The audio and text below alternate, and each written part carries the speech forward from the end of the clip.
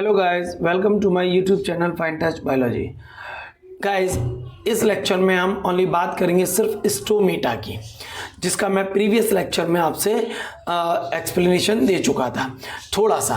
अब हम स्टोमेटा की बात करें तो स्टोमेटा जो होती है बेटा, लीफ सरफेस पर एक छोटी छोटी माइन्यूट ओपनिंग है, टिनी पोर्स हैं, जिनके through gases section carbon dioxide लिया जाएगा, O2 दिया जाएगा और वाटर का लॉस होता है।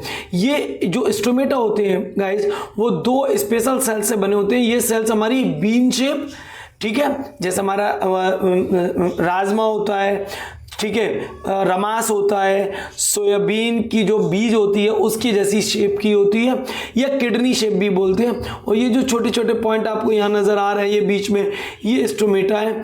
ये लीफ की अपर सरफेस पे तो कम होते हैं और लोअर सरफेस पे ज़्यादा होते हैं।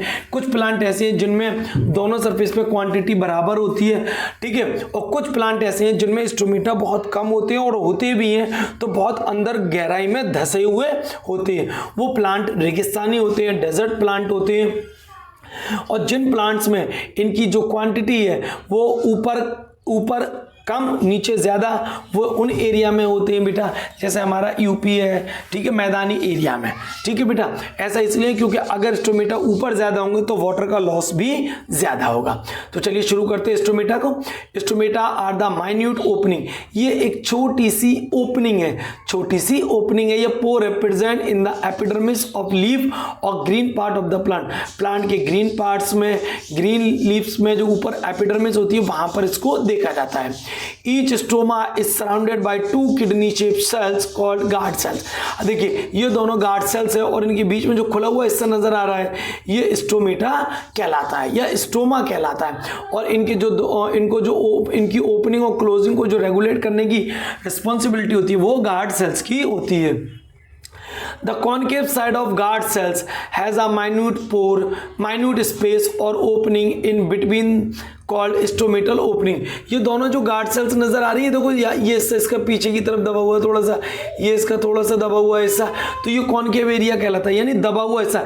चम्मच देखा है हमने, जिससे आप खाना खाते हैं, उसका हिस्सा जो दबा हुआ होता है वो कॉनकेव होता है, और जो पीछे का हिस्सा फूला हुआ होता है, उभरा हुआ होता है, उसे कॉन्वेक्स बोलते हैं। तो गार्ड सेल्स का जो कॉनकेव वाला साइड होता है वहां पर एक और गाइज, ये जो गार्ड सेल्स होती है ना, इन guard cells are the only the epidermal cells which contain chloroplast. इन सेल्स के पास क्लोरोप्लास्ट भी होता है, जिससे ये फोटोसिंथेसिस भी कर सकती हैं। तो स्टोमेटा के ये सारे इंपॉर्टेंट पॉइंट थे। फंक्शन क्या है गाइस, जो मैं पहले भी बताया था, स्टोमेटा अलाउ गैसियस एक्सचेंज। एक तो इनके बीच gaseous allow gaseous exchange, gases का एक्सचेंज होता है प्लांट एंड द एटमॉस्फेयर, यानी एटमॉस्फेयर से CO2 लिया जाएगा और O2 उसको दिया जाएगा।